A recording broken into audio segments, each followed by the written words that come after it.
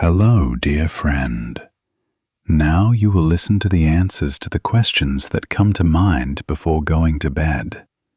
Please don't forget to subscribe to get the latest sleep facts right away. Lie back and enjoy listening. What can cause ear pain? The ear is an amazing organ that not only allows us to hear, but also helps us maintain balance. When it starts to hurt, even mild pain can make a person irritable and tired.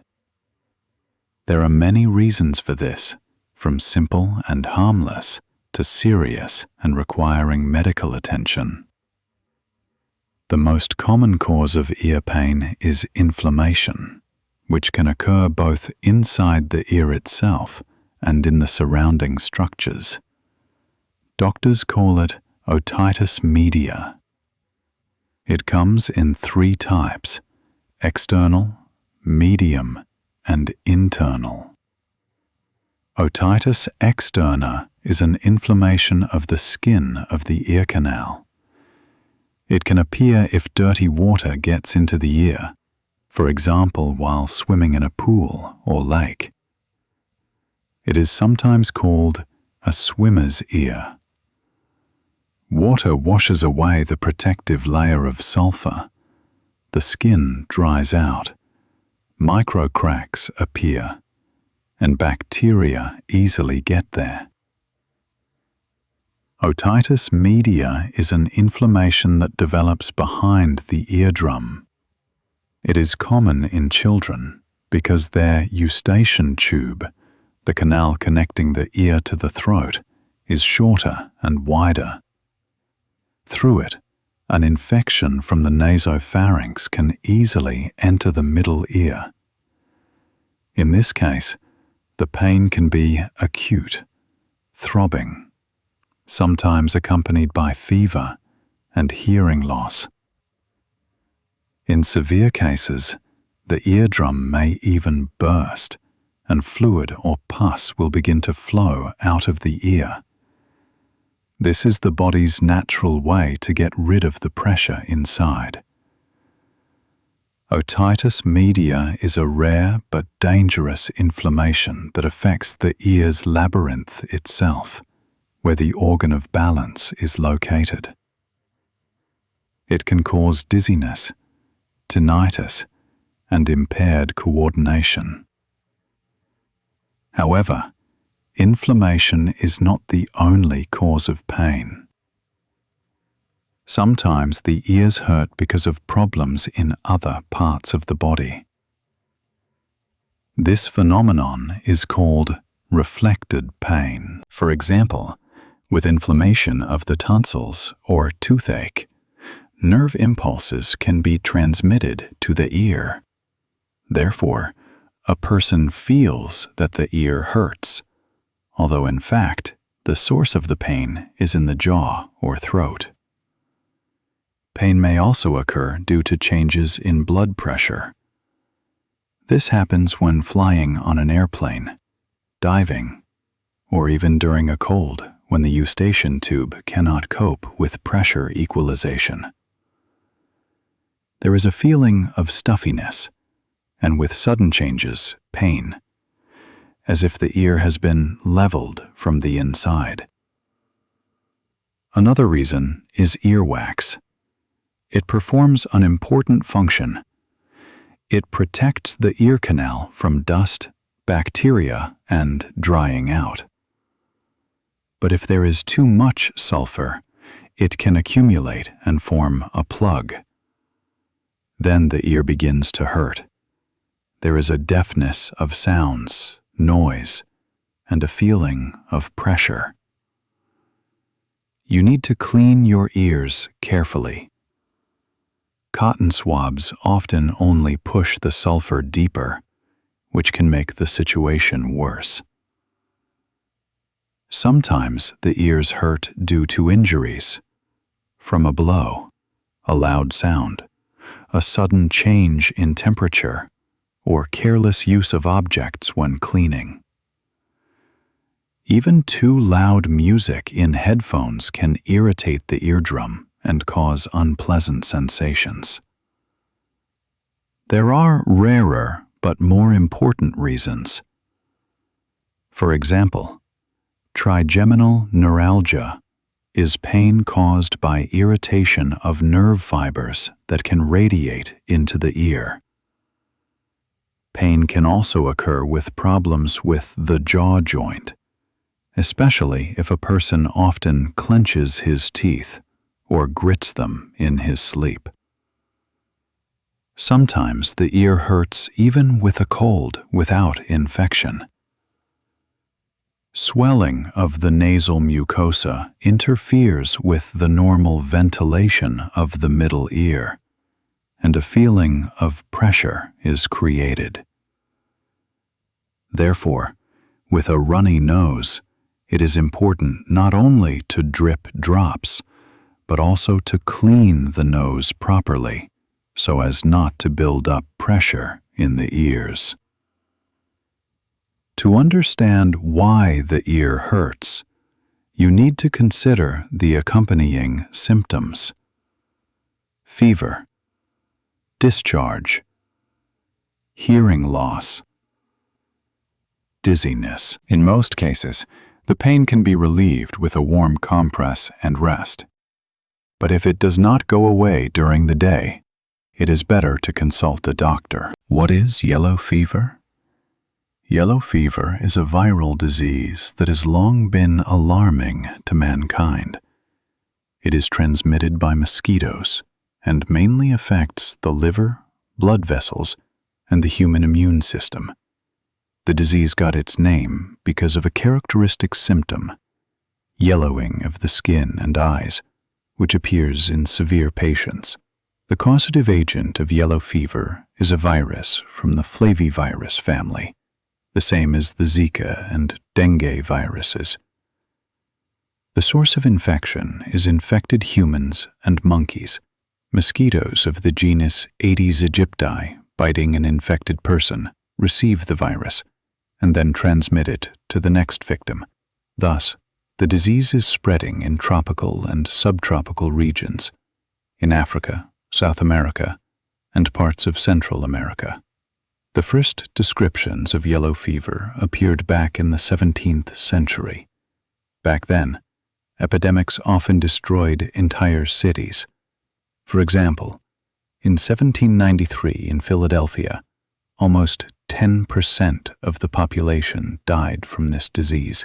People did not know that mosquitoes were to blame and believed that the disease was transmitted through the air.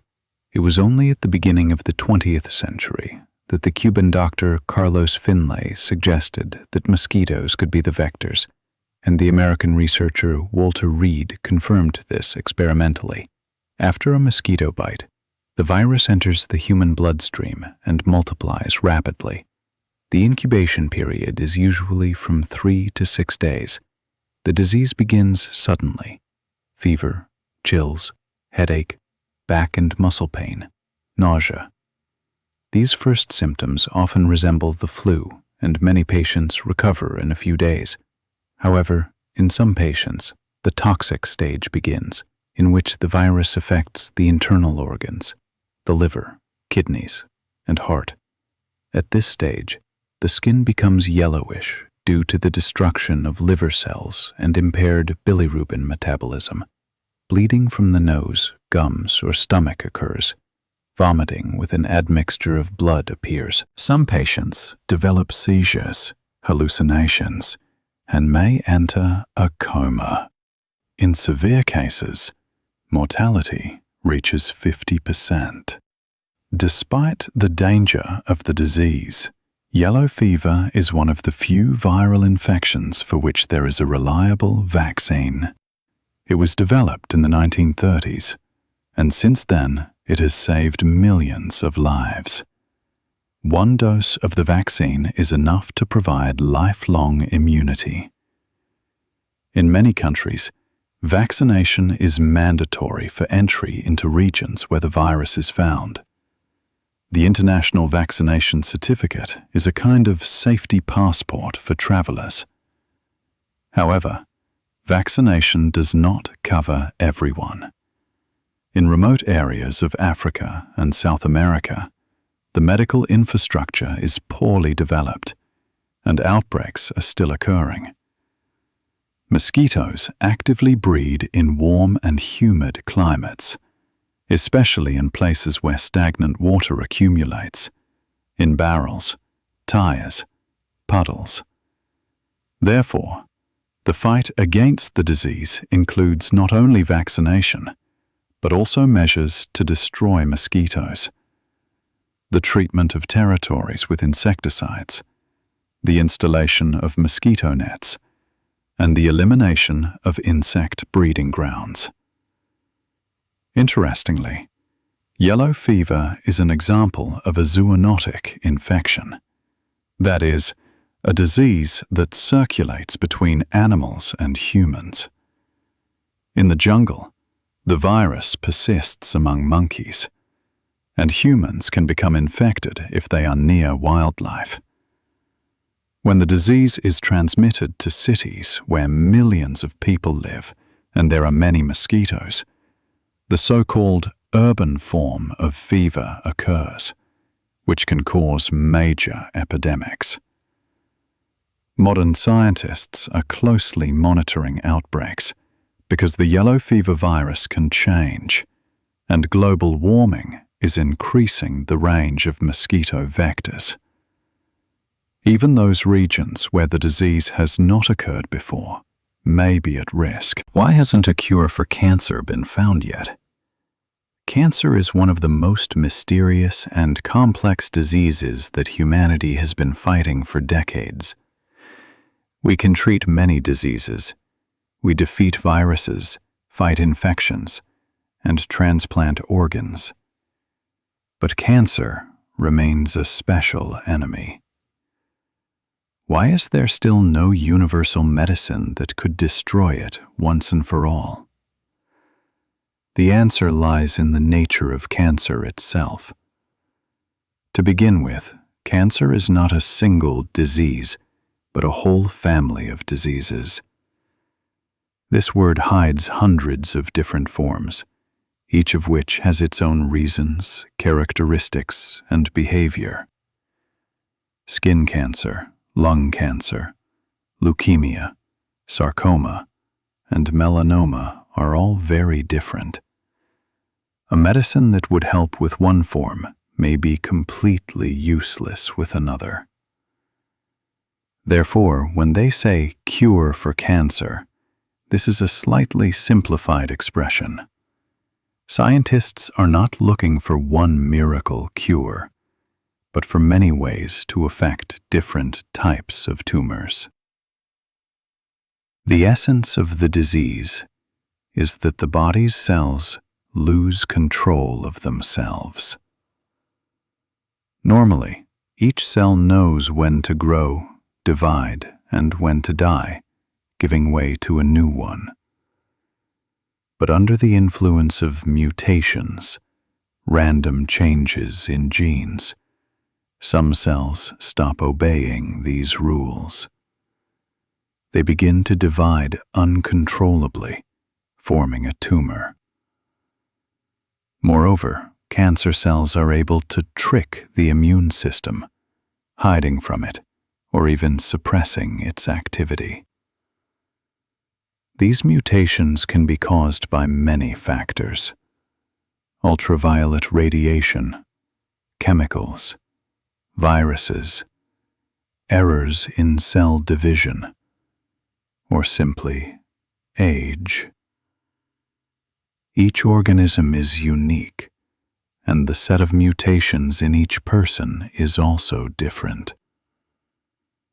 Therefore, two people with seemingly the same diagnosis may react differently to treatment. The difficulty lies in the fact that cancer is a part of the body itself. This is not a foreign virus that can simply be destroyed with an antibiotic. Cancer cells are our own cells, only modified ones. If you try to destroy them too aggressively, you can damage healthy tissues. Therefore, treatment always requires a delicate balance between destroying the tumor and saving the patient's life. Today, there are several main methods of fighting: surgery, chemotherapy, radiation therapy, targeted drugs, and immunotherapy. Surgery removes the tumor physically, but it is effective only in the early stages. Chemotherapy and radiation kill rapidly dividing cells, but healthy tissues such as hair follicles and bone marrow cells also suffer. Hence the side effects: hair loss, weakness, nausea.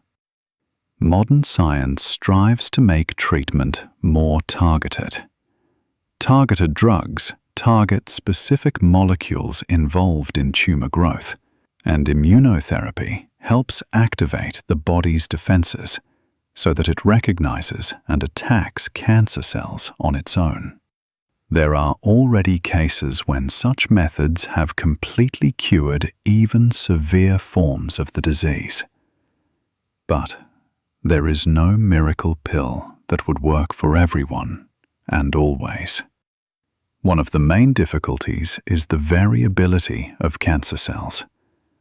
They mutate and adapt like living organisms inside an organism. If the drug destroys some of the cells, those that are resistant to it survive. They continue to grow, and the disease returns. In fact, cancer is waging a war of attrition, where each new therapy creates pressure, and the tumor learns to survive. Scientists are actively studying the cancer genome, a collection of all its genes, to understand which mutations make cells dangerous. This job is like decrypting a complex cipher. Even now, tumor DNA analysis helps doctors choose a personalized treatment. This area is called personalized medicine. Instead of a universal medicine, individual therapy for each patient is used. In addition, diagnostic time plays a huge role. The earlier the cancer is detected, the higher the chances of a complete cure. The problem is that it is often asymptomatic in the early stages. That's why scientists are looking for biomarkers, specific traces of cancer cells in the blood that will allow them to recognize the disease even before symptoms appear. What is cerebral palsy? Cerebral palsy is a disease that most people have heard of, but don't always understand exactly what it is. The image of a person in a wheelchair often appears in the imagination, but in fact, cerebral palsy is a much more complex and diverse condition. This is not a single disease, but a whole group of disorders that are associated with brain damage in the early stages of its development. The name cerebral comes from the Latin cerebrum, brain, and paralysis indicates impaired movement. However, do not take this literally. It is not always a question of complete immobilization. Cerebral palsy affects the functions responsible for movement, coordination, balance, and sometimes speech and perception. The main thing to understand is that cerebral palsy does not progress. Brain damage occurs once, before birth, during childbirth, or shortly after.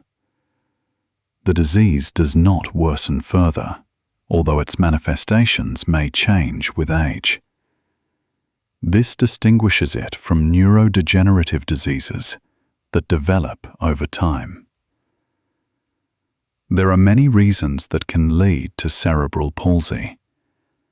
Sometimes brain damage occurs due to lack of oxygen during childbirth, when the placenta or umbilical cord does not provide the baby with normal blood flow.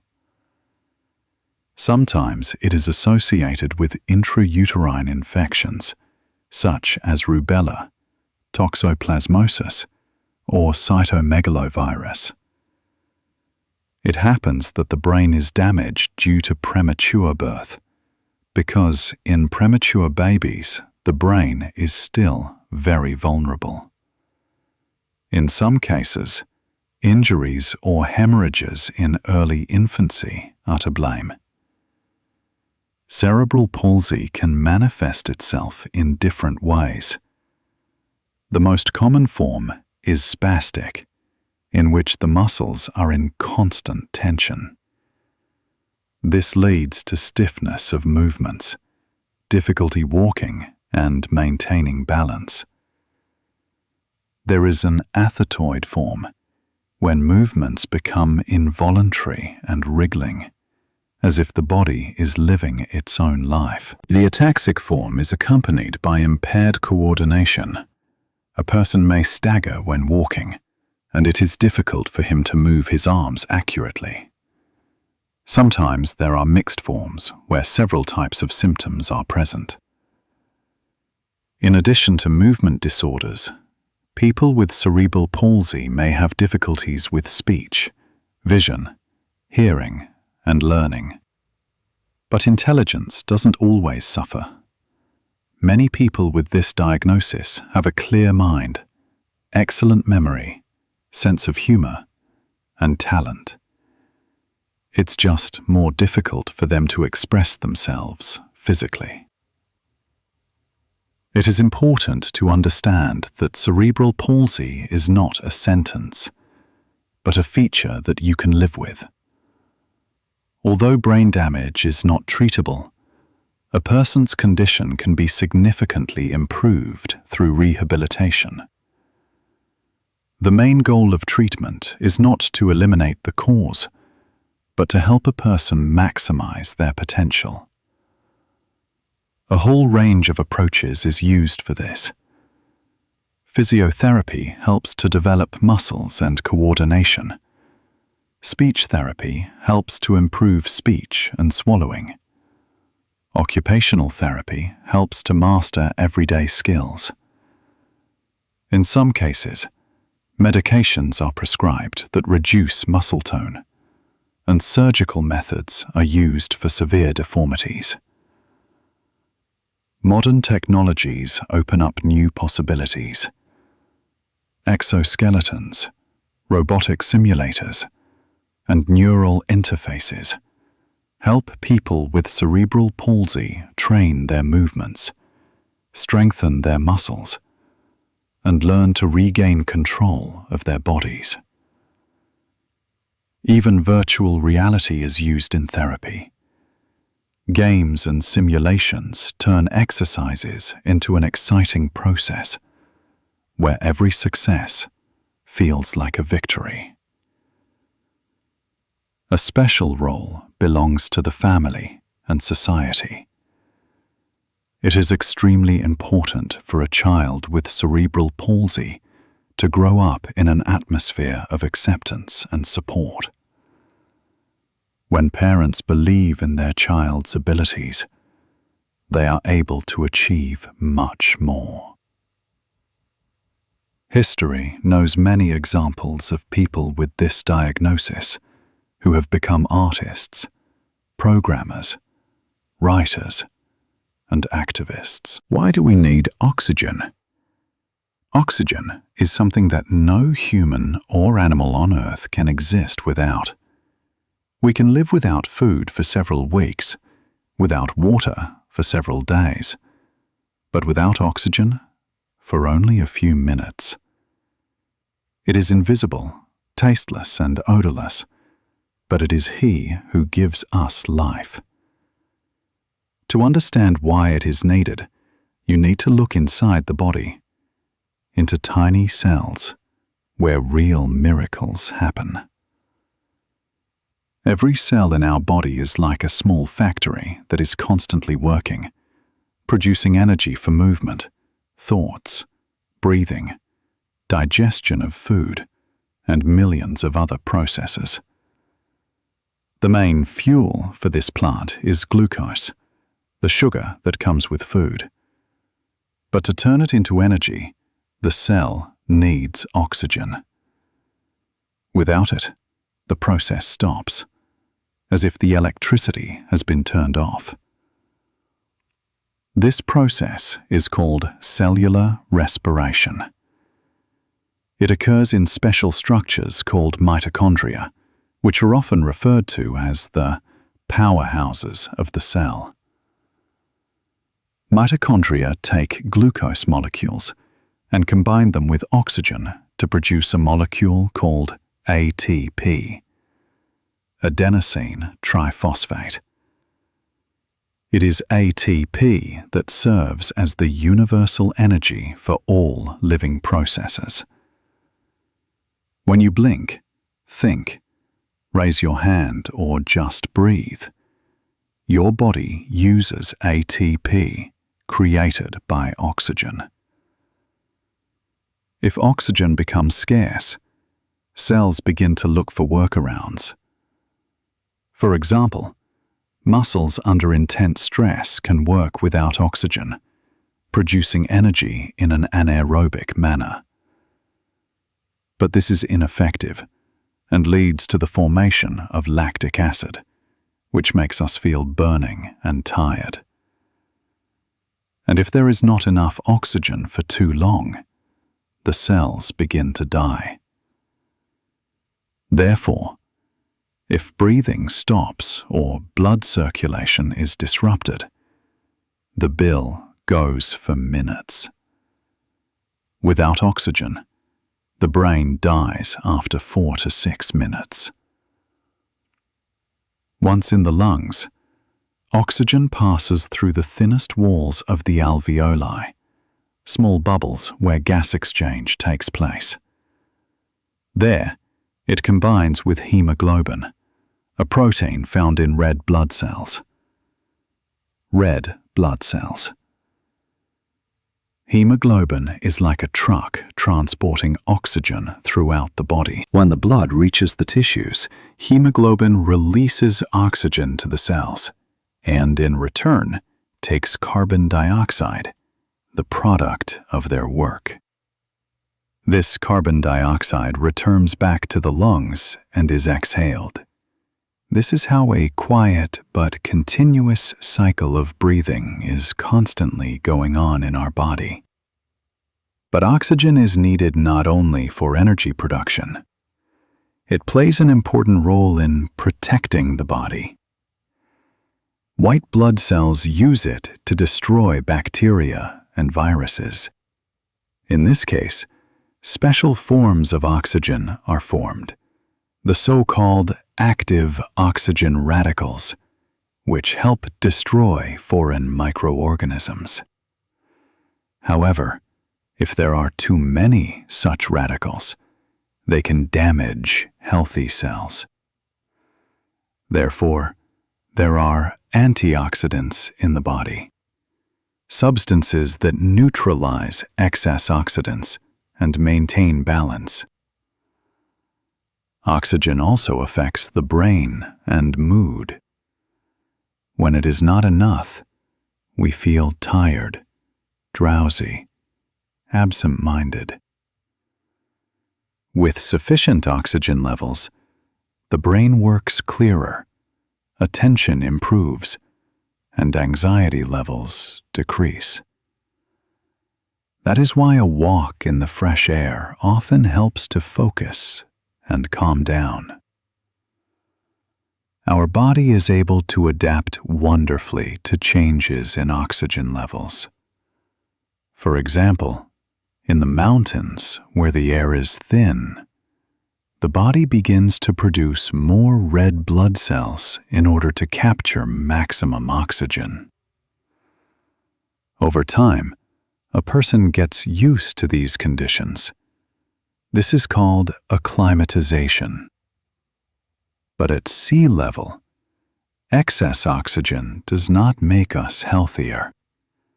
Breathing is a process of delicate balance, and its excess can be harmful.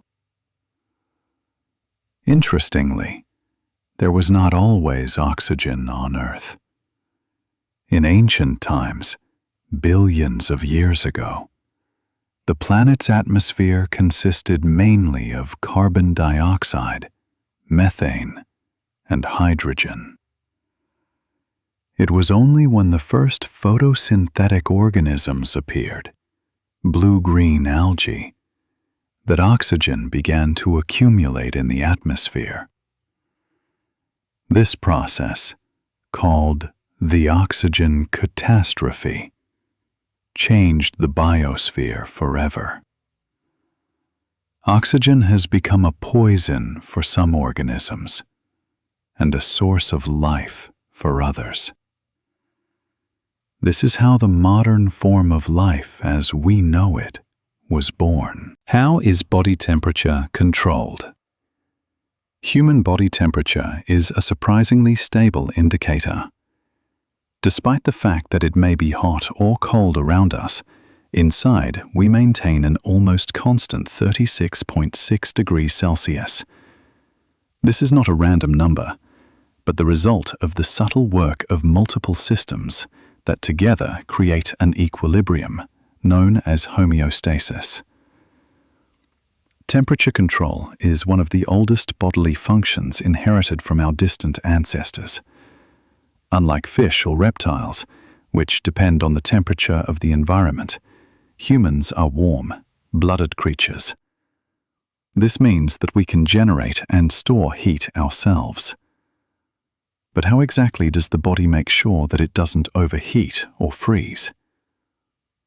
The main center responsible for this process is located in the hypothalamus, a small area of the brain located just above the trunk. The hypothalamus can be thought of as a built-in thermostat. It constantly receives signals from receptors throughout the body, in the skin, organs, and blood, and compares them with the norm. If the temperature rises or falls, the hypothalamus triggers a chain of reactions to bring the body back into balance. When the body overheats, the hypothalamus activates cooling mechanisms. First, the blood vessels under the skin expand, which helps heat escape. The skin may turn slightly red. Secondly, sweat glands are activated. Sweat, evaporating from the surface of the skin, carries away excess heat. It is a natural body conditioner. Sometimes in the heat we feel weak. This is the result of the vessels dilating. The pressure drops a little, and the heart works harder to pump blood. If it gets too cold, the opposite happens. The vessels constrict to keep the heat inside, and the blood is directed to vital organs, the brain, heart, lungs. We start to tremble. The muscles contract quickly and relax, producing additional heat. Even the so-called goosebumps on the skin are a trace of an ancient mechanism. In our ancestors with thick hair, they helped to lift the coat, creating a layer of warm air. Interestingly, body temperature is not always the same throughout the day. It varies slightly depending on the circadian rhythms. In the morning, we are a little cooler, and in the evening, the temperature rises by about half a degree. This is due to the activity of hormones, metabolism, and the amount of energy that the body spends. In women, the temperature also varies depending on the menstrual cycle. After ovulation, it rises slightly due to the hormone progesterone. The temperature can also change during physical exertion. When we move, our muscles release heat. In order not to overheat, the body begins to sweat and breathe more actively. Therefore, after jogging or exercising, the temperature may rise by a degree. This is a normal reaction. The endocrine system, especially thyroid and adrenal hormones, plays a special role in thermoregulation. The hormone thyroxine accelerates metabolism and therefore heat production. The adrenaline released during stress also temporarily raises the temperature, preparing the body for action. Therefore, in a state of anxiety, we can feel fever and palpitations. When the body is confronted with an infection, the hypothalamus intentionally raises the temperature. This is a fever, a protective reaction. Elevated temperature helps slow down the proliferation of bacteria and viruses and activates immune cells. We can say that the body turns on the internal furnace to burn out the enemy. After defeating the infection, the hypothalamus returns the temperature to normal. But the thermoregulation system may be disrupted. For example, with heat stroke, sweating stops coping, and the body temperature rises above 40 degrees Celsius. This is a dangerous condition that requires immediate cooling. The opposite situation is hypothermia, when the temperature drops below 35 degrees Celsius. Then the breathing slows down, the pulse slows down, and the person may lose consciousness. Why do we need eyebrows? Eyebrows seem to be something ordinary, just strips of hair above the eyes, a detail of the face that we take care of, trim and color. But if you think about it, why did nature leave them on our face at all, when most of the human body has lost its thick hair? It turns out that eyebrows have many important functions, from practical to emotional and even social. First, about the most obvious. Eyebrows protect the eyes. The eyes are one of the most sensitive organs, and they need protection from moisture, dirt, and sunlight. When we sweat or get caught in the rain, eyebrows work like a little visor. Their shape and direction of the hairs help to remove moisture to the sides of the face, preventing drops from flowing directly into the eyes. Even if sweat or rain gets on the forehead, the eyebrows redirect the flow, and this saves the eyesight from irritation. In addition to water, eyebrows protect the eyes from dust and sunlight. They protrude slightly and create a light shadow, reducing the brightness of the light that falls from above. This was especially important for our ancestors, who lived in open, sunny landscapes. We can say that eyebrows are a natural visor, created by nature long before man invented hats. But eyebrows have a second, equally important function, a communicative one. They play a huge role in expressing emotions. Try to portray surprise, anger, or sadness without moving your eyebrows. It will turn out unnaturally. Eyebrows help us to speak without words. When they rise, we express surprise or interest. When they descend and converge, we show concentration, anxiety, or irritation. These eyebrow movements are due to tiny facial muscles that are controlled by areas of the brain associated with emotions. Evolutionarily, It turned out to be so convenient that eyebrows have become part of our emotional language. Even in animals, you can notice similar movements. For example, dogs that slightly raise the inner part of their eyebrows to evoke human empathy. Scientists believe that the ability to express emotions using eyebrows has played an important role in the development of human communication. In the pre-linguistic era, facial expressions helped people understand each other without words. With one eyebrow movement, you could convey, "I'm surprised," "I'm scared," "Don't come any closer." Even today, when we read emotions on a face, we get most of the information from the area of the eyes and eyebrows. Interestingly, the shape and thickness of eyebrows in different people and nations do not differ by chance. This is the result of climate adaptation. People who lived in hot regions often had thick and dark eyebrows to better protect their eyes from sweat and the sun. Residents of northern latitudes, where there is less heat and bright light, may have lighter and thinner eyebrows. There is another aspect: individuality. Eyebrows give character to the face. Even small changes in their shape can completely change the facial expression. We unmistakably recognize a person by their eyebrows. They are so important for the perception of appearance.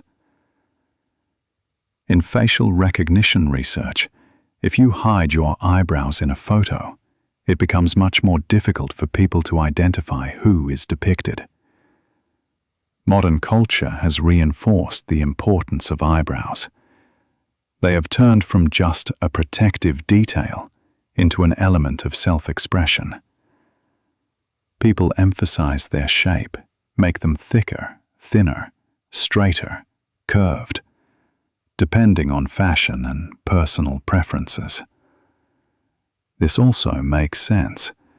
After all, eyebrows not only convey emotions, but also help to emphasize those features that a person wants to express: gentleness, rigor, confidence. What is endocrinology?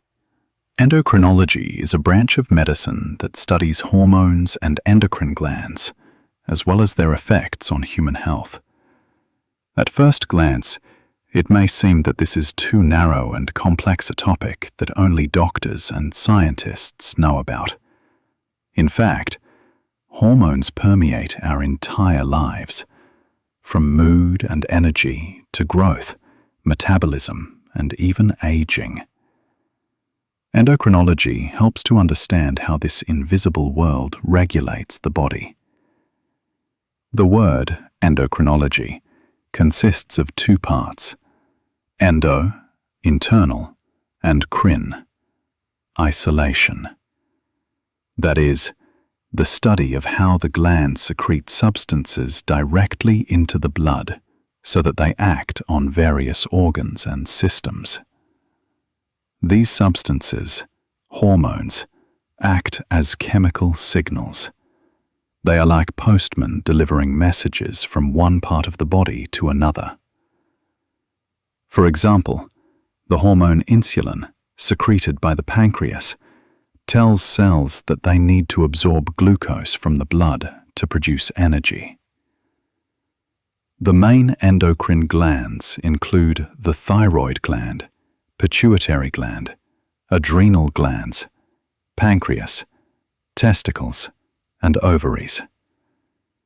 Each of them is responsible for a special function. The thyroid gland regulates metabolism. The adrenal glands produce stress hormones.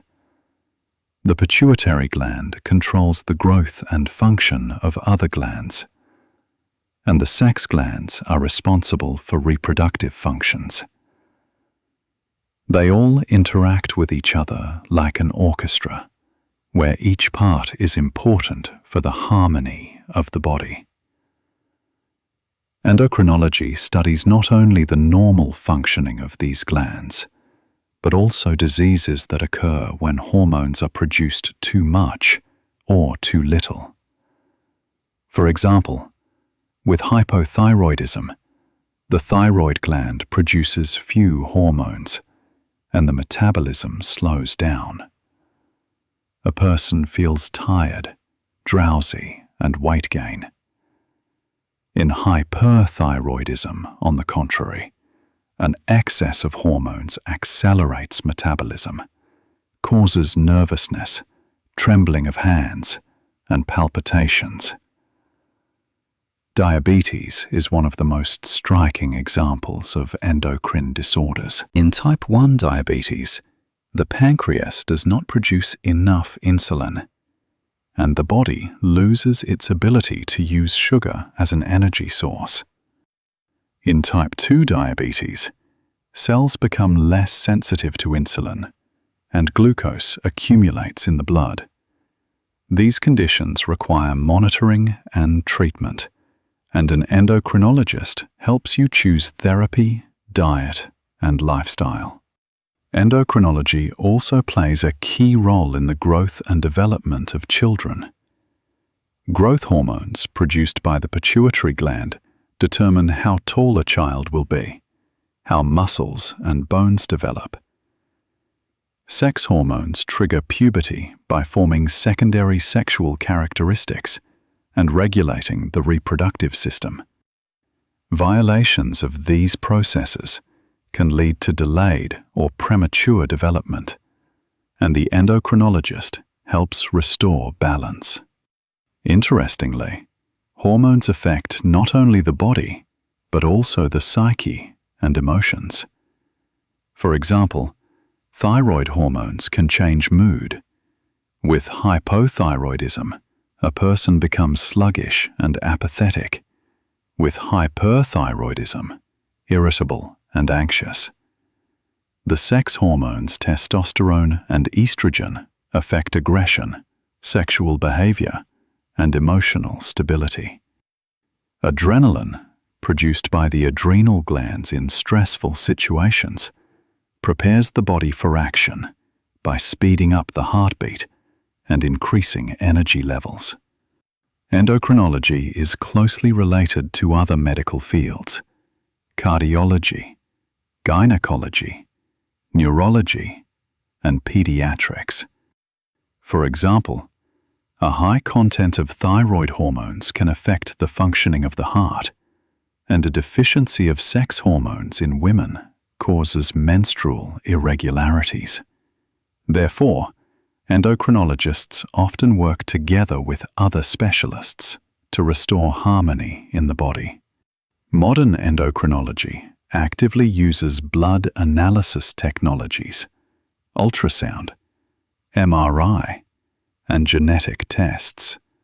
They help to detect even small changes in the hormonal background and predict possible problems long before symptoms appear. Treatment has become more accurate.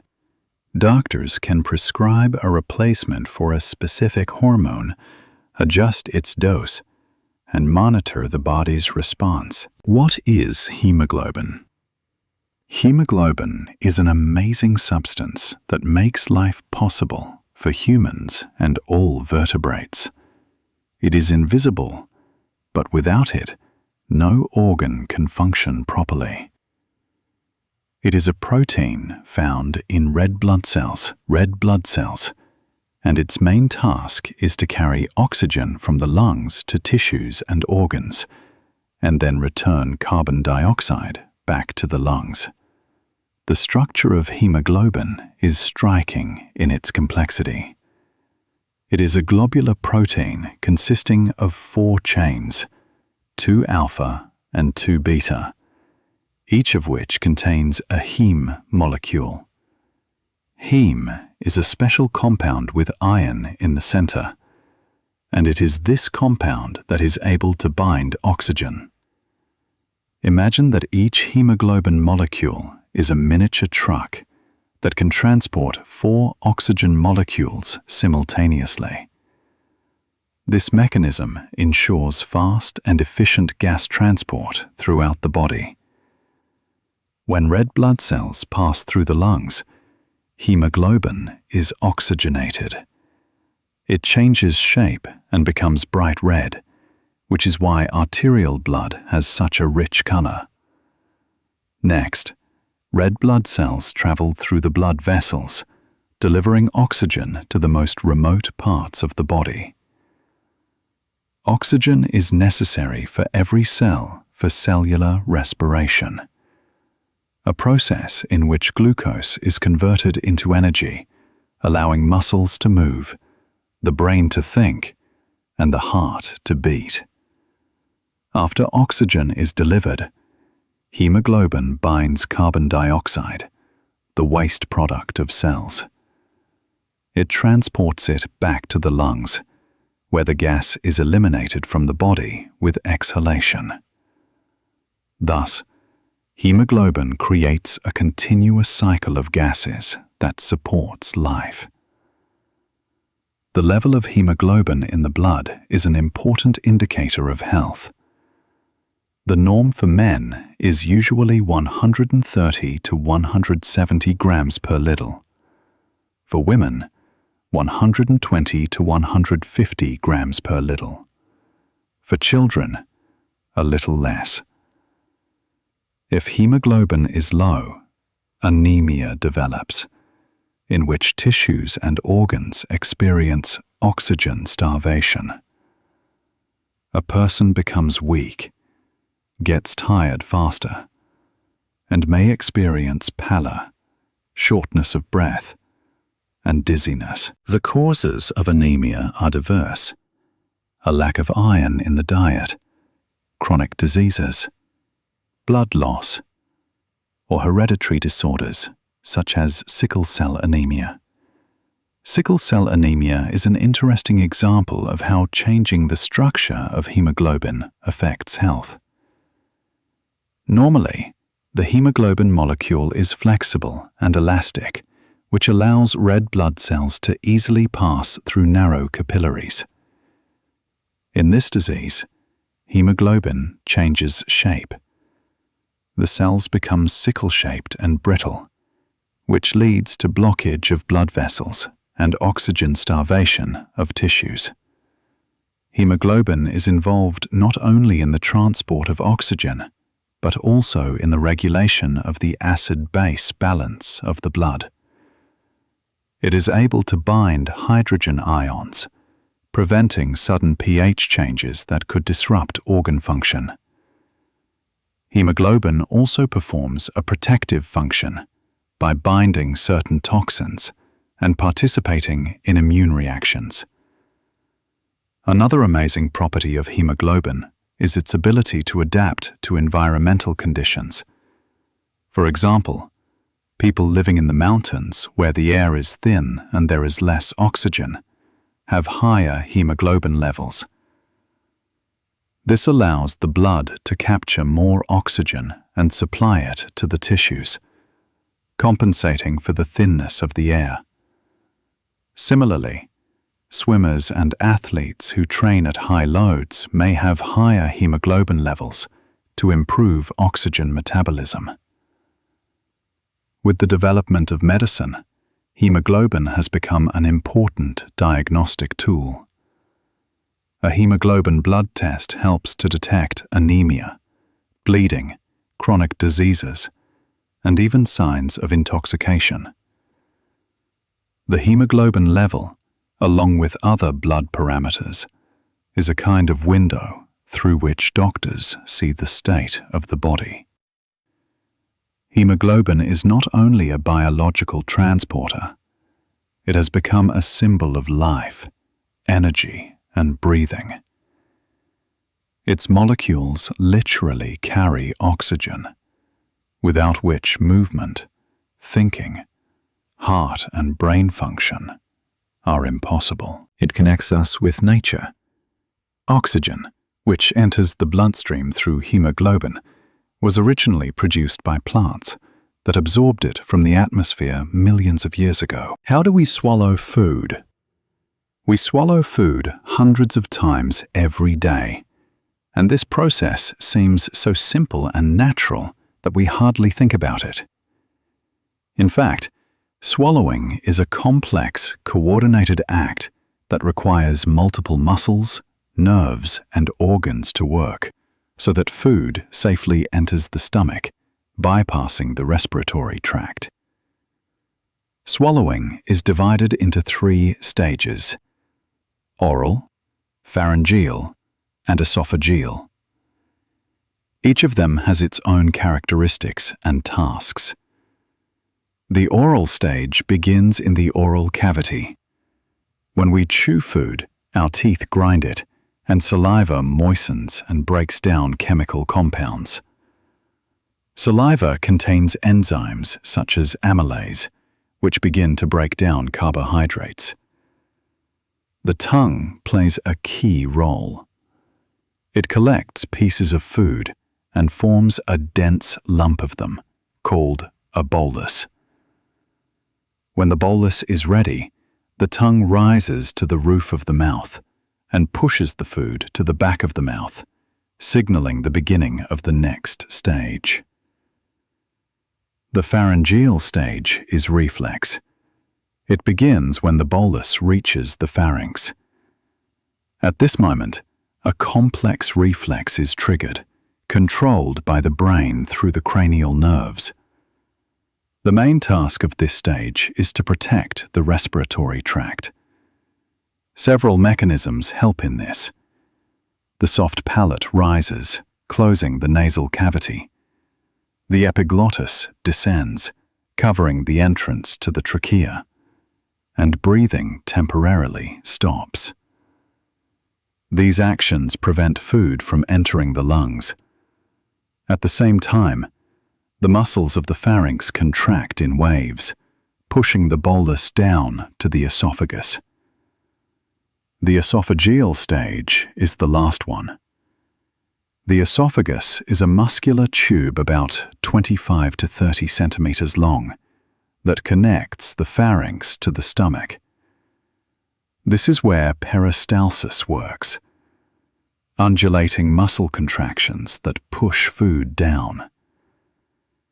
The esophagus is equipped with valves that prevent food from moving back and protect the respiratory tract from ingestion of stomach acid.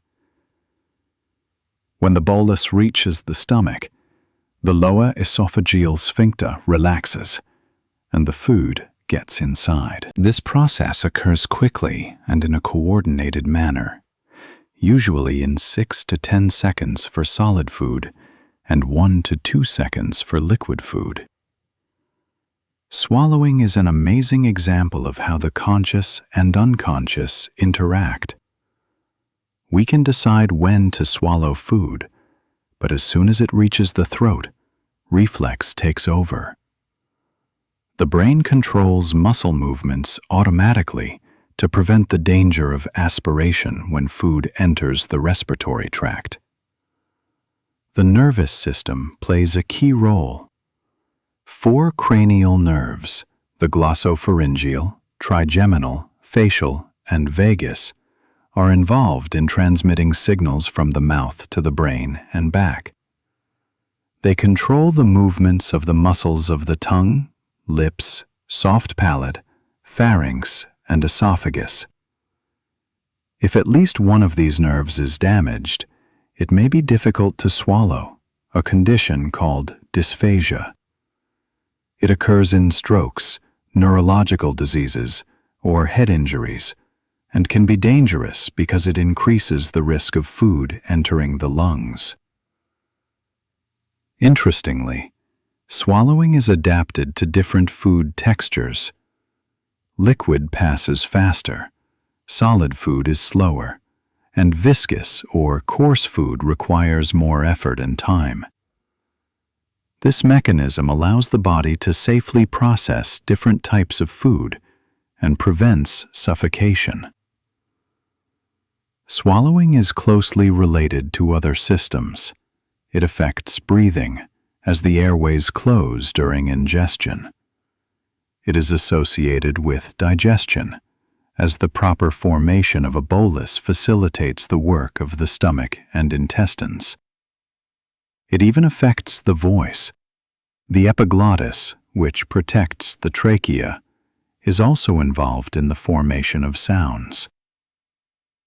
In childhood, the swallowing reflex develops gradually.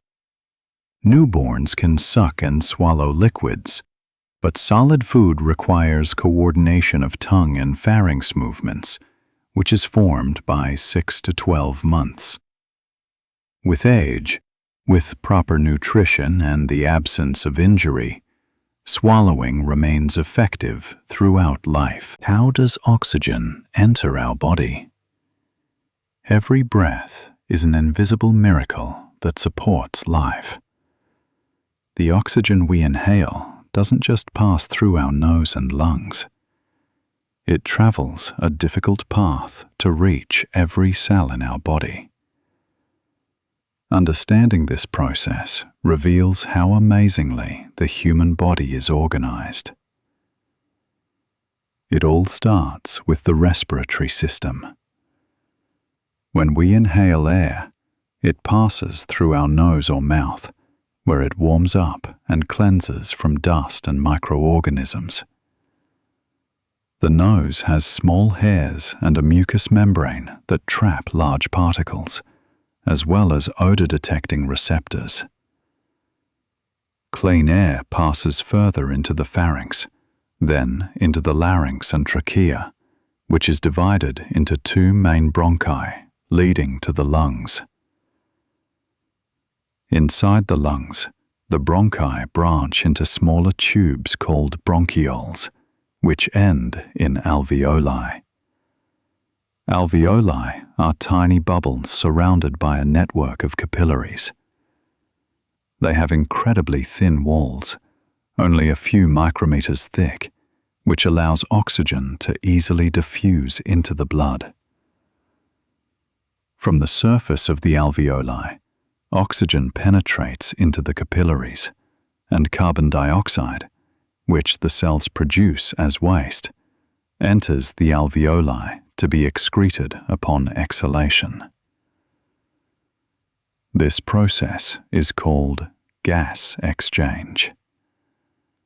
The main transporter of oxygen in the body is hemoglobin, a protein in red blood cells. It combines with oxygen to form oxyhemoglobin. Red blood cells carry oxygen throughout the body through the arteries and capillaries. Thus, each cell receives vital oxygen for cellular respiration, a process in which glucose is converted into energy. Cells need oxygen to produce ATP, a universal energy molecule. Without oxygen, the process of cellular respiration becomes ineffective.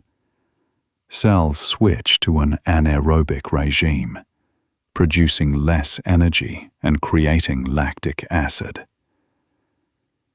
This explains why when there is a lack of oxygen, we feel tired, weak, and short of breath. The oxygen pathway is regulated by the respiratory center of the brain, which is located in the medulla oblongata. It monitors the level of carbon dioxide in the blood and automatically adjusts the depth and frequency of breathing. When carbon dioxide levels rise, the respiratory center sends a signal to the respiratory muscles, the diaphragm and intercostal muscles, to contract more actively, increasing the number of breaths. It is especially interesting how the body copes with changing conditions. For example, in the mountains, the air is thin and there is less oxygen. Then the respiratory center increases breathing. The heart begins to work faster, and the kidneys activate the production of red blood cells saturated with hemoglobin. This makes it possible to compensate for the lack of oxygen. Such adaptations are called acclimatization. The safety of oxygen supply has also been thought out in detail. When we swallow food, The airways are temporarily closed by the epiglottis, preventing food from entering the lungs. This ensures that oxygen is delivered without interference. Even in sleep, breathing remains automatic, and gas exchange continues, allowing cells to receive the necessary energy. Oxygen is involved not only in energy, but also in the protection of the body. White blood cells use oxygen to kill bacteria and viruses, creating reactive oxygen species, the weapon of the immune system. At the same time, the body takes care of the balance, because an excess of active forms can damage healthy cells. Interestingly, brain cells are particularly sensitive to lack of oxygen. Even a few minutes of oxygen starvation can cause damage to neurons.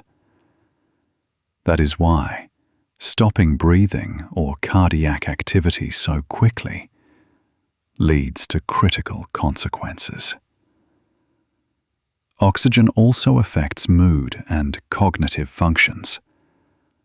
Sufficient oxygen levels improve concentration, reduce fatigue, and maintain mental clarity.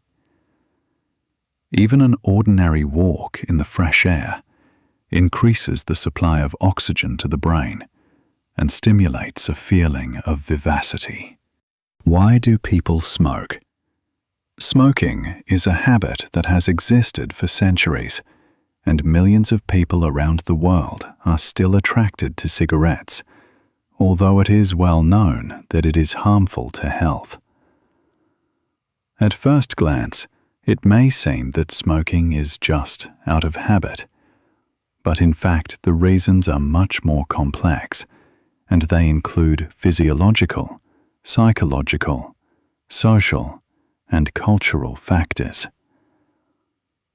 From a physiological point of view, smoking is associated with nicotine, a substance found in tobacco.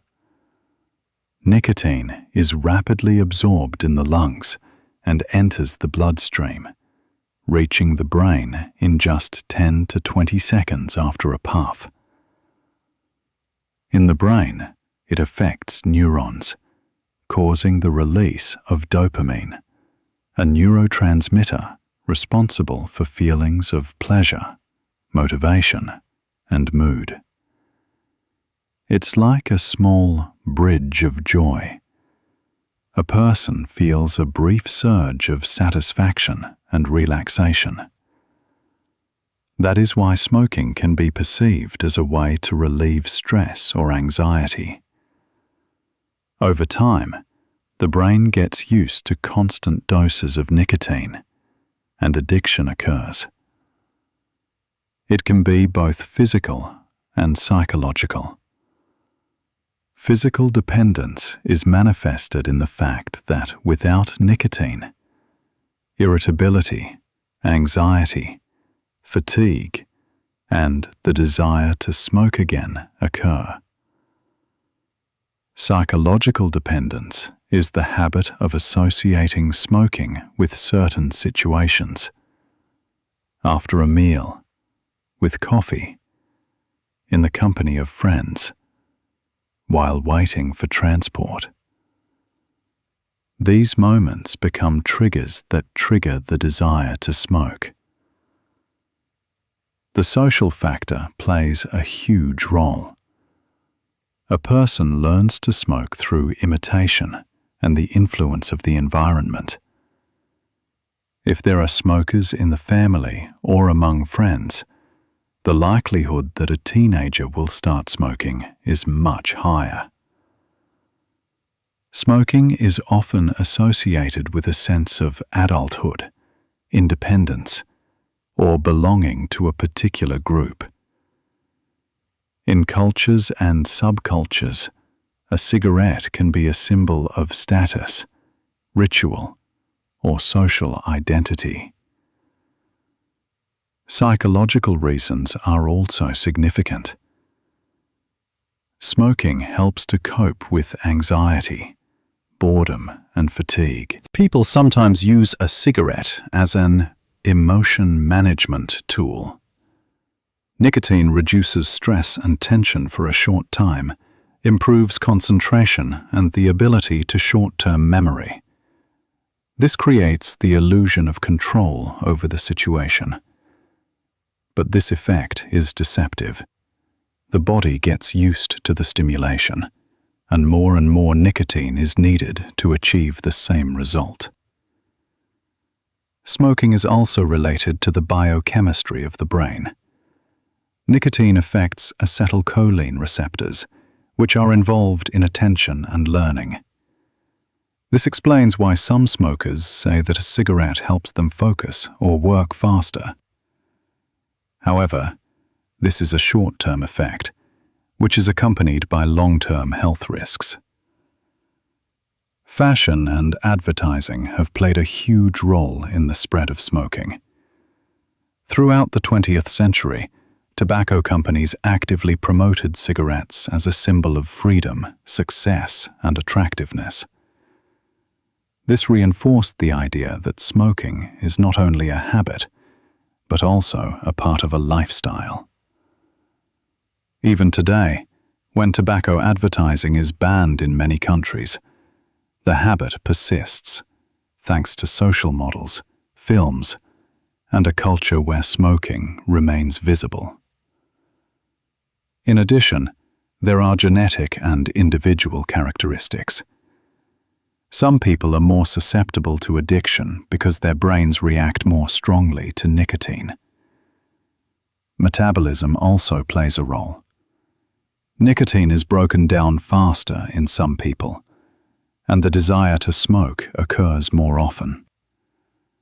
We must not forget about the effects of stress and emotional state. In moments of anxiety, fatigue, or pressure at work, smoking is perceived as a short-term relief. It creates the illusion of control, reduces internal tension, although in the long run, it increases the risk of diseases of the cardiovascular system, lung, and cancer. Smoking affects not only the smoker himself, but also others through second-hand smoke. Cigarette smoke contains thousands of chemical compounds, including carcinogens and respiratory tract irritants. Children, relatives, and colleagues are exposed to these substances, even if they don't smoke themselves. What are phagocytes? Phagocytes are one of the most amazing and invisible heroes of our body. These cells perform a protective function, literally eating foreign microorganisms, dead cells, and dangerous substances that can endanger health. They are part of the immune system and play a key role in protecting the body from infections and maintaining tissue cleanliness. The word phagocyte comes from the Greek words phagein, is, and kaitos, cell, and this is an accurate definition. Phagocytes literally eat everything they consider dangerous. There are several types of these cells in the human body. The main ones are neutrophils, macrophages, and dendritic cells. Each species has its own characteristics and tasks, but the general principle of operation is the same: to recognize an alien object, capture it, and destroy it. Neutrophils are the fastest and most numerous blood phagocytes. They are the first to react to the penetration of bacteria or viruses. With inflammation, neutrophils migrate to the site of infection, penetrating through the walls of blood vessels into the tissues. There, they surround microorganisms, absorb them, and destroy them with the help of special enzymes and reactive oxygen species. This process helps to quickly limit the spread of infection. Macrophages are older phagocytes that live longer and act more methodically. They find and absorb not only microorganisms, but also dead cells and remnants of destroyed tissues. Macrophages play a key role in inflammation and tissue repair, helping the body to cleanse and heal damage. In addition, macrophages interact with lymphocytes, transmitting information about detected threats and activating a specific immune response. Dendritic cells are a special type of phagocytes that perform the function of scouts. They not only absorb microorganisms, but also recycle them, presenting their fragments to other cells of the immune system. This activates lymphocytes, which begin to produce specific antibodies. This mechanism ensures the formation of immunity to repeated infections. The process of phagocytosis looks like a real cellular dance. First, the phagocyte recognizes an object by its surface, then wraps its membranes around it, forming a bubble called a phagosome. Inside the phagos, the object is destroyed with the help of enzymes and toxic substances. The residues are digested and removed from the cell, or used to signal other cells. Interestingly, phagocytes are able to distinguish their cells from foreign objects. This ability is called friend-foe recognition.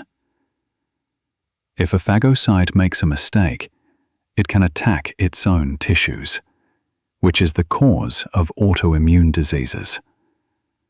Therefore, the phagocyte system is strictly regulated and coordinated with other elements of the immune system. Phagocytes are involved not only in fighting infections. They are important for repairing and cleansing tissues, removing dead cells, and maintaining homeostasis. Without them, the body would quickly fill up with debris from destroyed cells, which would interfere with the normal functioning of organs. Modern research shows that phagocytes are able to adapt and learn. For example, after a primary infection, macrophages may react more quickly upon repeated contact with the same pathogen. This phenomenon is called trained immunity and opens up new perspectives for the development of vaccines and infection therapy. Phagocytes are closely related to other body defense mechanisms. They interact with antibodies, the complementary system, and lymphocytes, creating a complex defense network.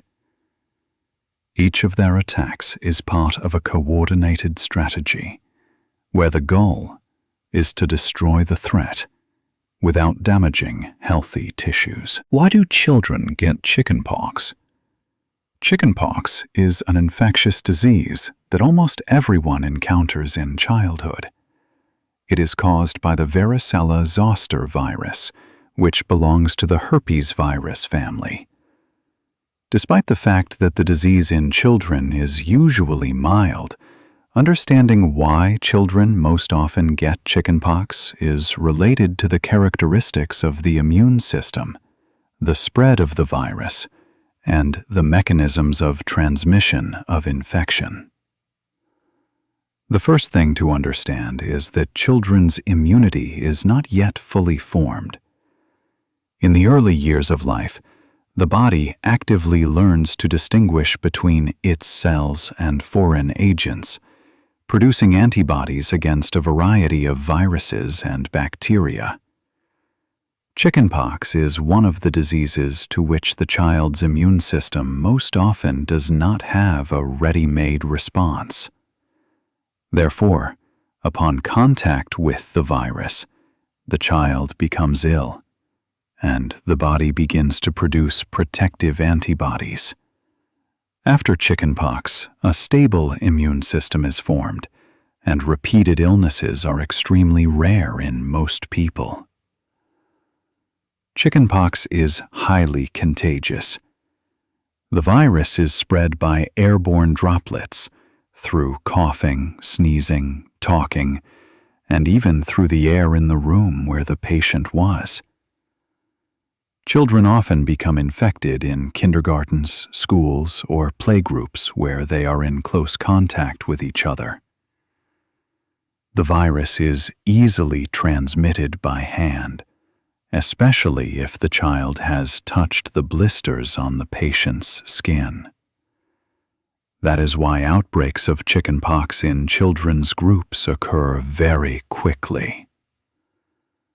When the virus enters the body, it first invades the mucous membranes of the respiratory tract, where it begins to actively multiply.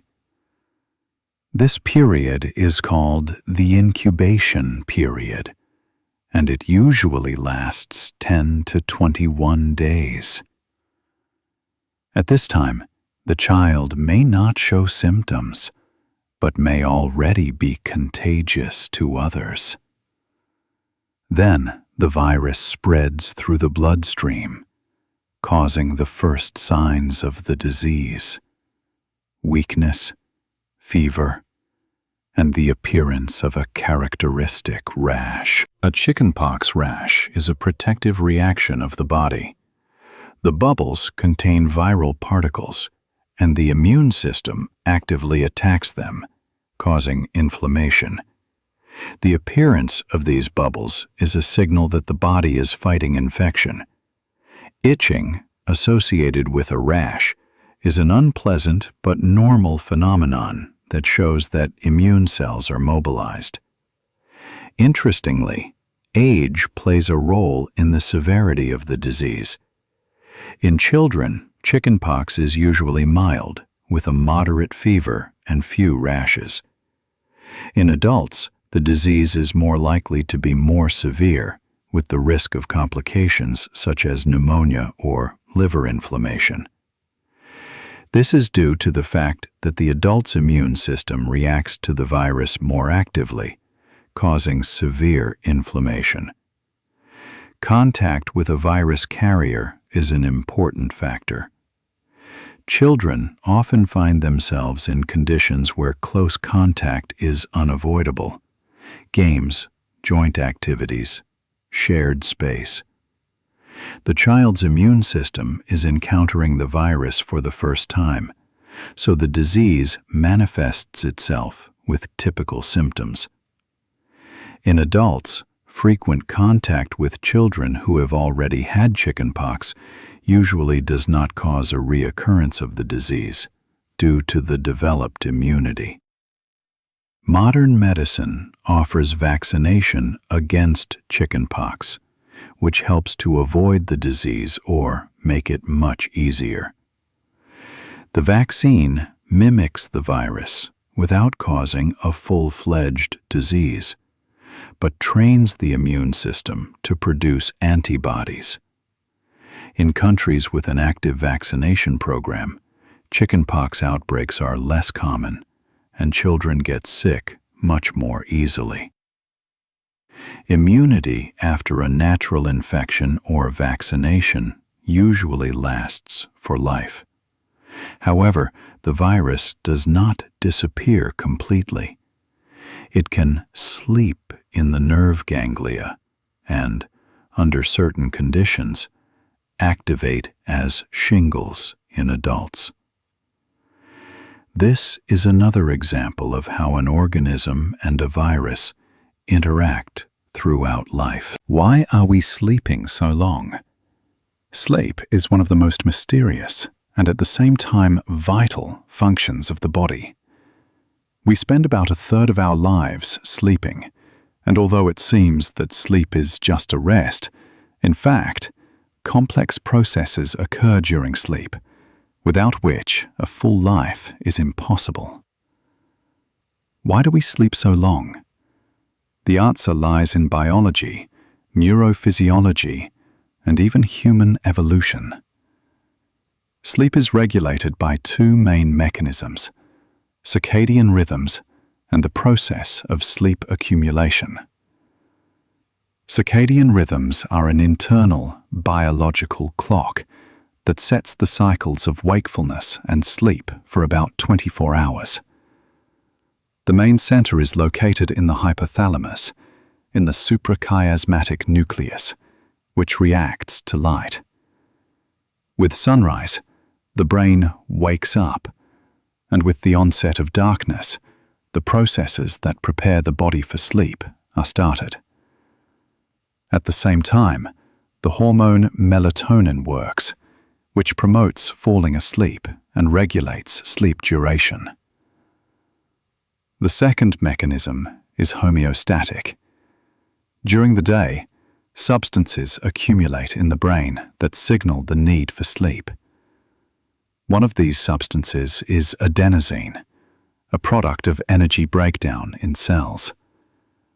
The longer we stay awake, the higher the concentration of adenosine, causing drowsiness. In a dream, its level drops, which gives a feeling of vivacity after waking up. This process allows the body to adjust sleep duration, depending on activity and needs. Sleep is divided into several phases, each of which performs a special function. REM sleep is associated with brain activity and dreaming. During this period, information processing, memory consolidation, learning, and emotional processing take place. Slow-wave sleep, NRM, is divided into several stages.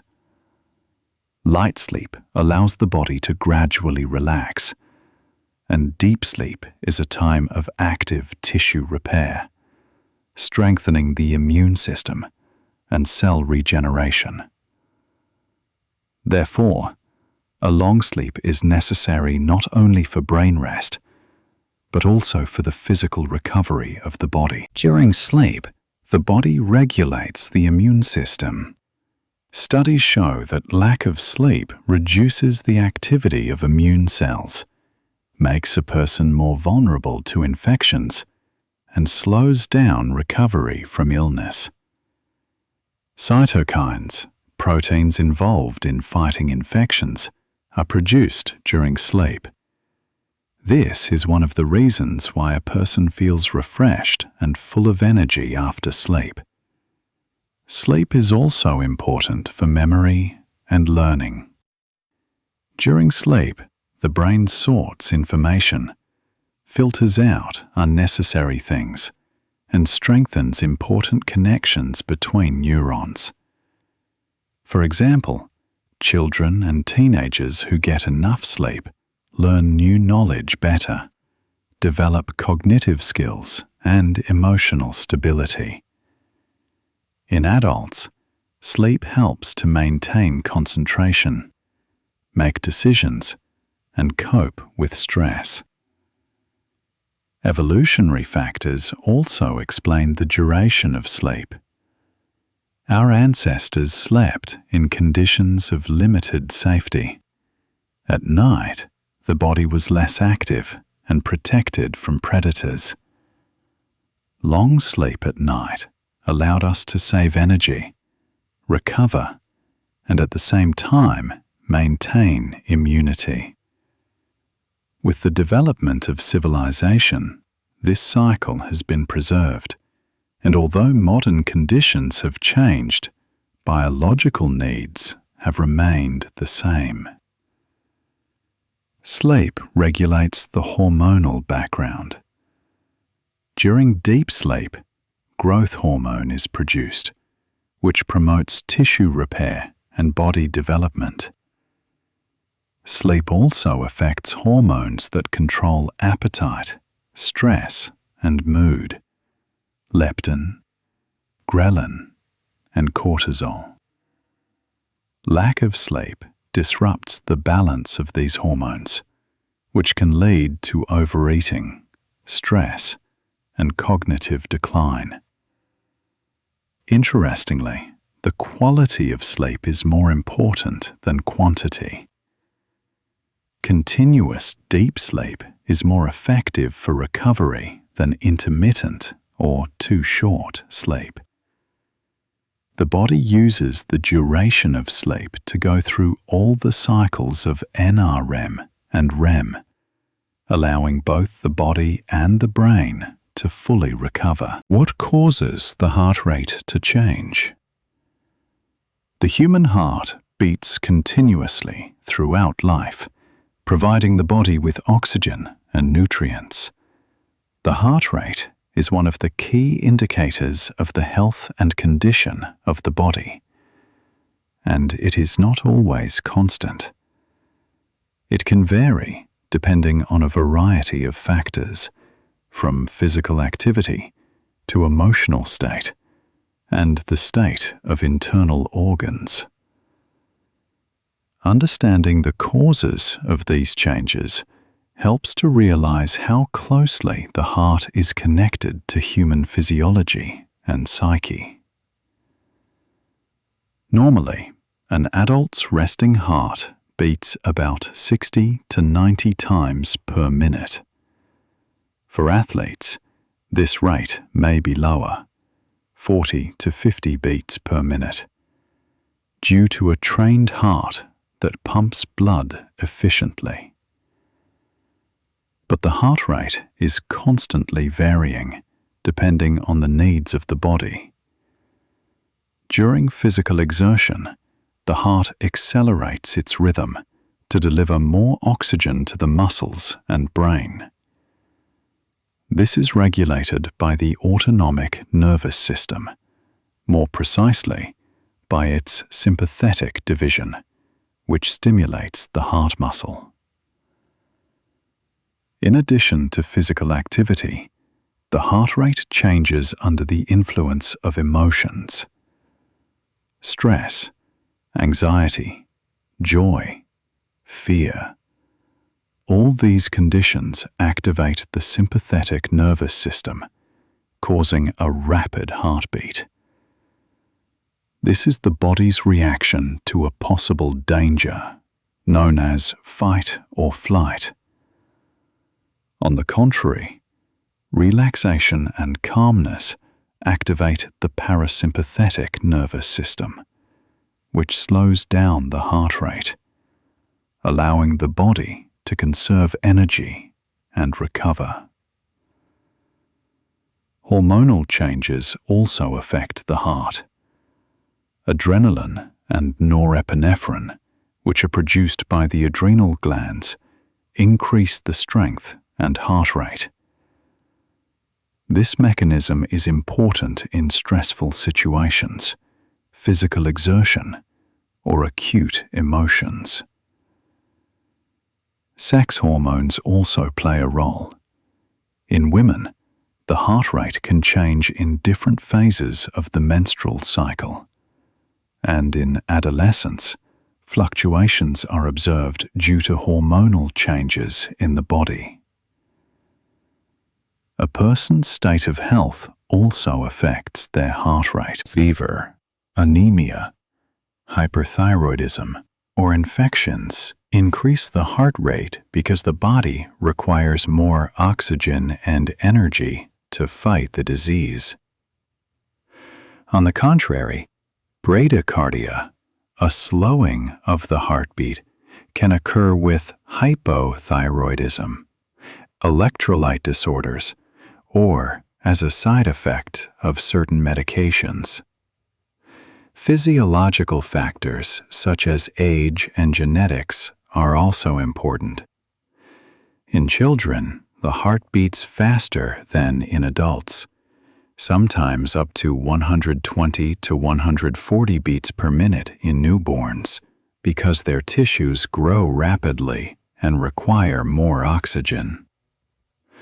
With age, the resting heart rate usually decreases as the metabolism slows down and the heart muscle works more economically. The heart rate is also affected by external conditions. High air temperature, humidity, mountainous terrain, or pressure drops make the heart work harder to maintain a stable blood supply to organs and tissues. Alcohol, caffeine, and nicotine also stimulate the heart rate, while some medications slow it down. Interestingly, the heart has the ability to adjust adaptively. For example, with regular training, it becomes stronger and is able to pump more blood in one stroke, which reduces the resting heart rate. The heart also reacts to breathing. When inhaling, the rhythm increases slightly, and when exhaling, it slows down. This phenomenon is called respiratory arrhythmia and is considered normal. The psychological state is directly related to the rhythm of the heart. Stress, anxiety, fear, and strong emotions can cause temporary spikes in heart rate, sometimes up to 150 to 180 beats per minute in a healthy person.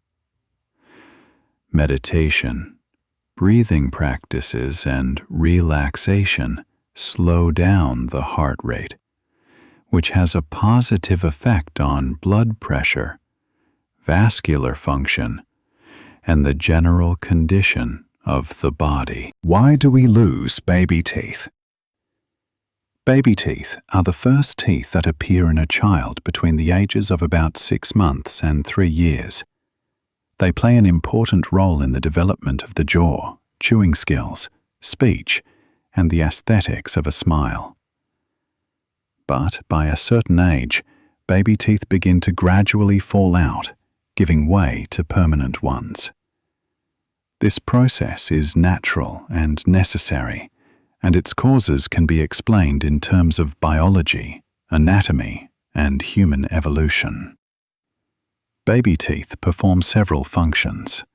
First, they help the child chew food and get nutrients. Secondly, they ensure the correct formation of the jaws and bite, creating a framework along which permanent teeth will be located. Thirdly, baby teeth are involved in the development of speech. The child learns to pronounce sounds, correctly articulate words using teeth, tongue, and lips. The tooth replacement system works by a surprisingly precise mechanism. Permanent teeth are formed in childhood under baby teeth. They gradually grow, putting pressure on the roots of baby teeth. This process stimulates root resorption, a natural resorption in which the roots of a baby tooth shrink and the tooth becomes mobile. As soon as the roots resolve sufficiently, the tooth loses its support and falls out, making room for a permanent tooth. The order of loss of baby teeth is usually sequential.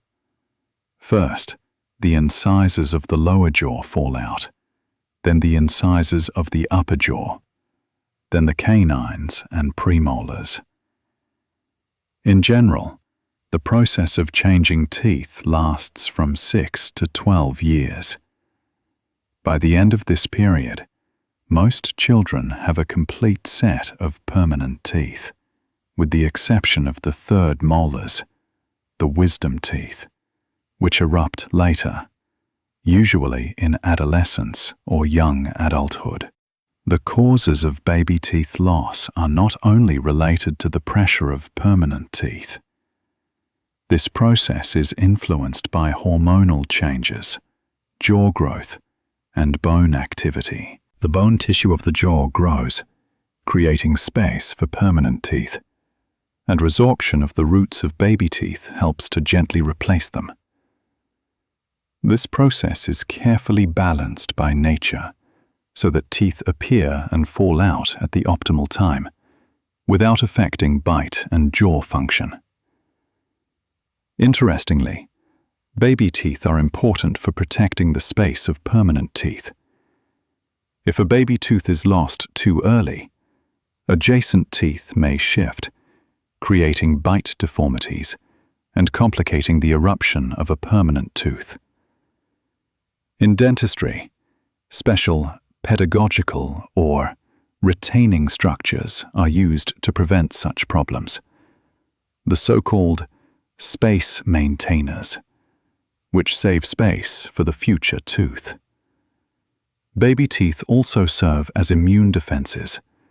Their enamel and dentin serve as a barrier to bacteria, and dental care helps to form a healthy oral microflora. If a baby tooth is damaged or inflamed, it can affect the development of a permanent tooth. Therefore, the prevention of caries in children is important not only for current health, but also for the proper formation of a permanent bite. The evolutionary reason for the loss of baby teeth is related to the growth of the body. A small child has a small jaw, and baby teeth provide all the functions needed in the early stages of development. As the jaw grows, larger and stronger permanent teeth appear, capable of handling solid food, providing better chewing, and participating in the aesthetics of an adult smile. The age at which baby teeth fall out is individual and may depend on genetics, nutrition, health, and other factors. For example, children with early development may start losing teeth earlier, and those with late growth later. However, temporary deviations from the norm usually do not cause problems if the process is gradual and consistent. Why do alcoholic beverages cause intoxication? Alcoholic beverages have been known to humans for thousands of years, and almost everyone has experienced their effects. Alcohol consumption causes characteristic changes in consciousness, perception, and behavior, a condition commonly referred to as intoxication. At first glance, it may seem that this is just the effect of a chemical on the brain. But in fact, the process is complex and affects physiology, neurochemistry, and the human psyche. The main component of alcoholic beverages is ethanol. It is rapidly absorbed into the bloodstream through the mucous membrane of the stomach and small intestine, spreading throughout the body, including the brain. The rate of absorption depends on many factors: the concentration of the drink, the presence of food in the stomach, and the individual characteristics of metabolism. For example, drinking alcohol on an empty stomach leads to faster intoxication because ethanol enters the bloodstream faster. Ethanol affects the brain's neurotransmitters, which are responsible for transmitting signals between neurons. It enhances the activity of GABA, gamma-aminobutyric acid, the main inhibitory neurotransmitter.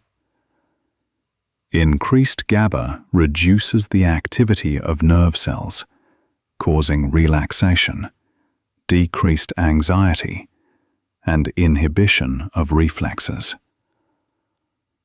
At the same time, ethanol blocks the action of glutamate, an excitatory neurotransmitter, which increases the slowing down of the brain's response. This double effect creates a feeling of relaxation, decreased self-control, and a slowing reaction. In addition, alcohol affects the dopamine systems responsible for feelings of pleasure and motivation. It is due to the release of dopamine that a person feels euphoria, joy, and increased mood. This effect makes alcohol attractive and contributes to the formation of a habit of drinking it. Some people, especially with regular use, develop psychological dependence when intoxication is associated with positive emotions and social comfort.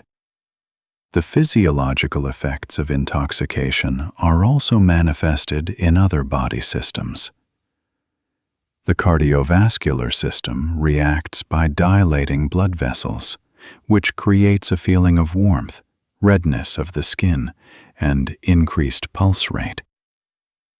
The central nervous system loses the accuracy of coordination of movements, balance, and speech are disrupted. The digestive system is activated. The production of saliva and gastric juice increases. Sometimes nausea and vomiting occur if the alcohol concentration is high. The degree of intoxication depends on body weight, gender, genetic characteristics, and tolerance.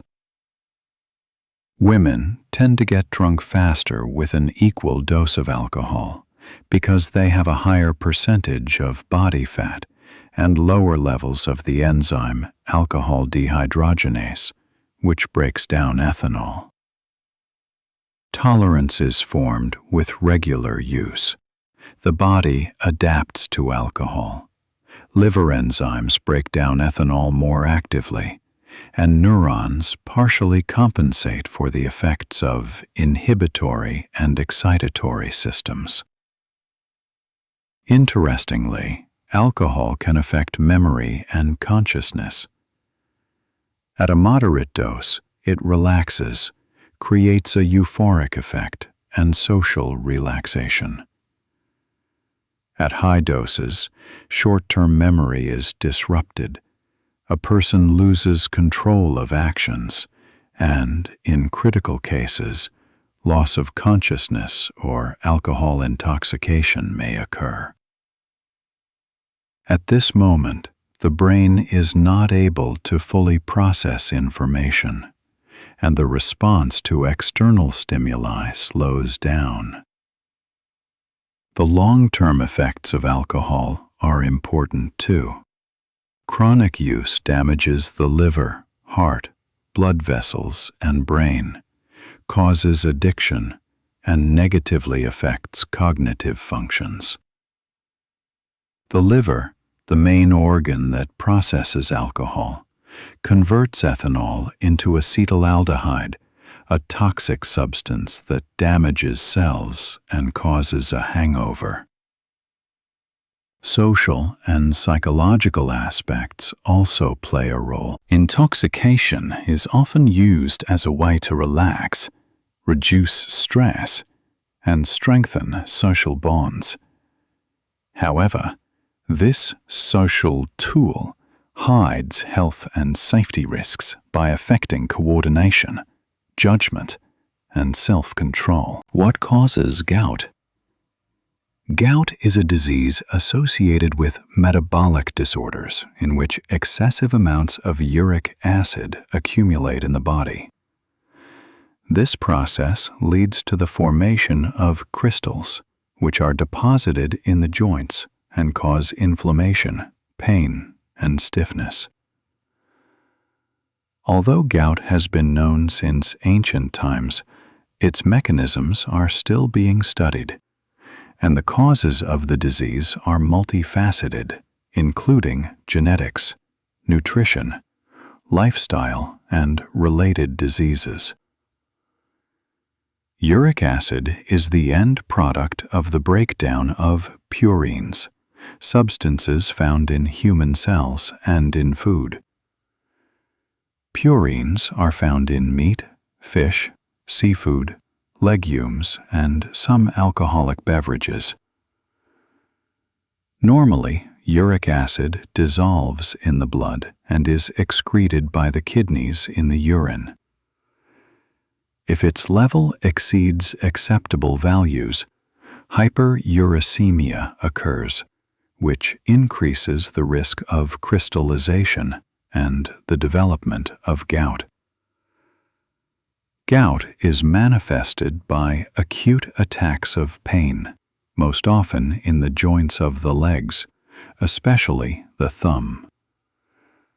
An attack may occur suddenly, often at night, accompanied by redness, swelling, and fever in the joint. These symptoms are related to the immune system's reaction to uric acid crystals, which the body perceives as foreign bodies.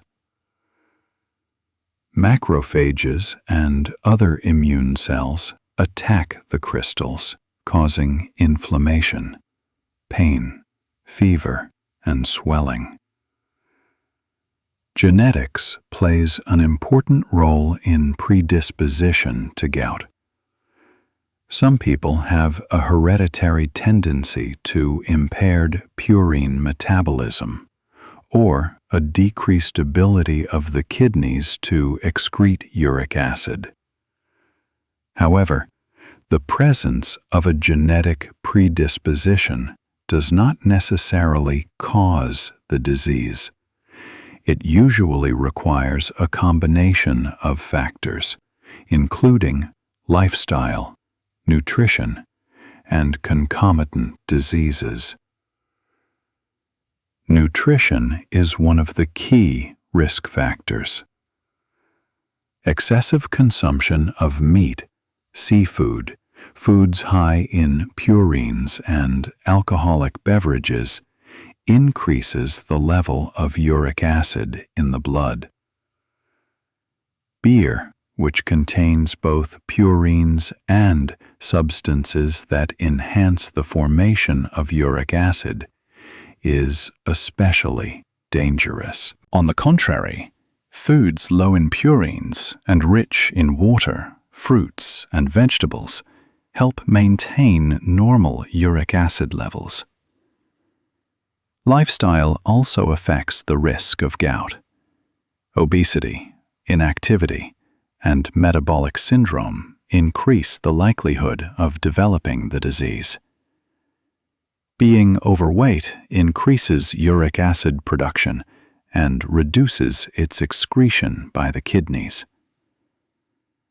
Regular physical activity, a healthy diet, and weight control help reduce the risk of gout or ease the course of the disease. Concomitant diseases are also important. Hypertension, type 2 diabetes, kidney failure, and cardiovascular diseases are often combined with gout. Impaired kidney function reduces the body's ability to excrete uric acid, contributing to its accumulation.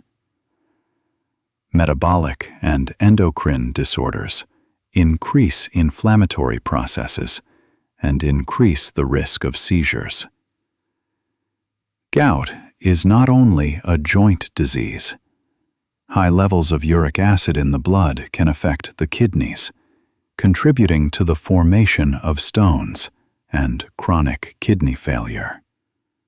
There is also evidence that gout is associated with an increased risk of cardiovascular disease, strokes, and heart attacks, because hyperuricemia affects the vascular system and blood flow.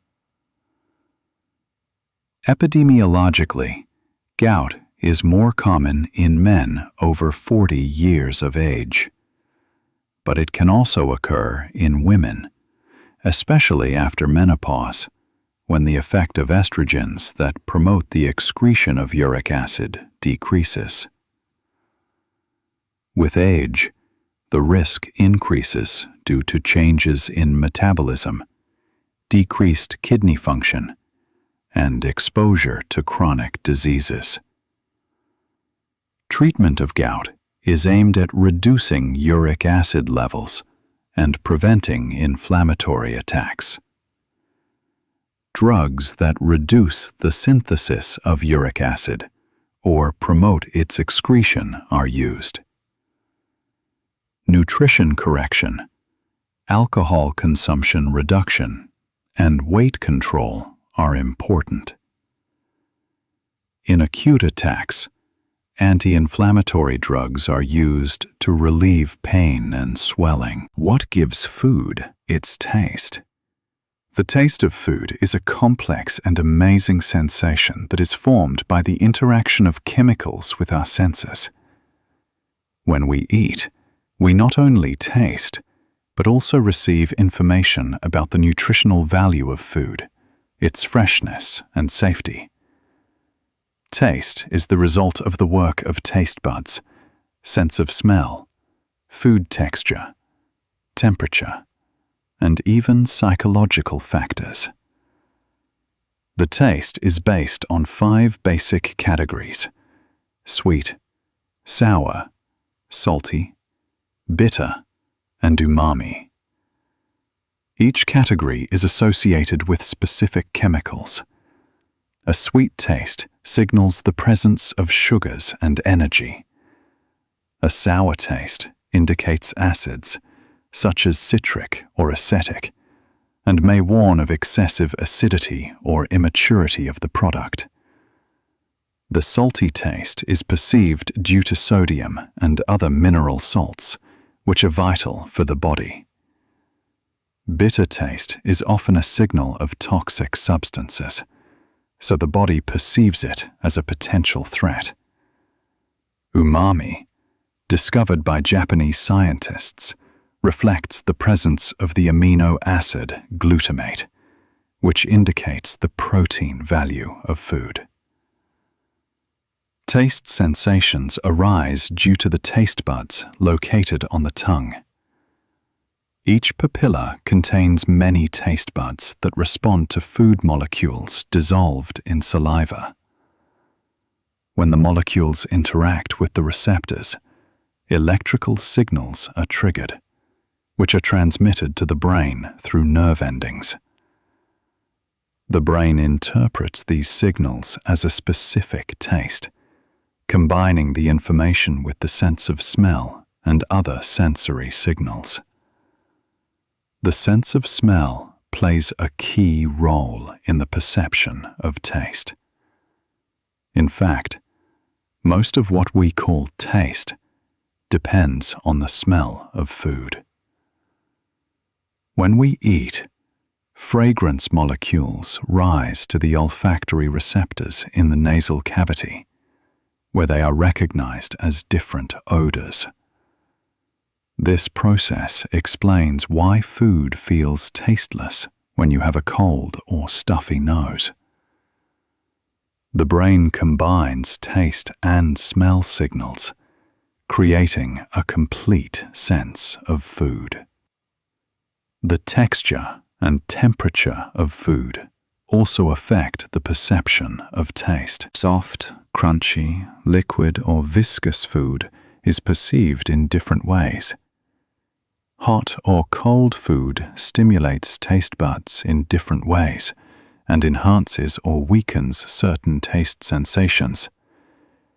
For example, sweet tastes are more often felt by warm foods, while sour tastes are more often felt by cold ones. Chemicals play a key role in the formation of taste. Sugars, salts, acids, amino acids, nucleotides, and fatty acids interact with the receptors and enhance or weaken the base flavors. For example, salt can soften the bitterness, sugar reduces the sour taste, and glutamate enhances the meaty taste of umami. Combinations of different substances create complex taste profiles that we experience as sweet, salty, spicy, or spicy. Psychological and cultural factors also influence the perception of taste. Expectations, habits, emotions, and the visual appearance of food can enhance or weaken the taste sensations. For example, beautifully decorated food tastes better, and familiar flavors evoke pleasant memories, enhancing the sense of taste. Cultural differences explain why some people like spicy food, while others prefer sweet or sour. It is important to understand that taste is not only a pleasure, but also a biological information. It helps the body choose foods rich in energy and nutrients and avoid potentially dangerous or toxic substances. Children are especially sensitive to bitter taste, which is a protective mechanism that warns against poisonous plants. Modern science studies how taste preferences are formed and how food chemicals interact with receptors. For example, the addition of glutamate to foods enhances the taste of umami, and spices stimulate thermoreceptors, creating a feeling of sharpness. This knowledge is used in cooking and the food industry to create rich taste sensations.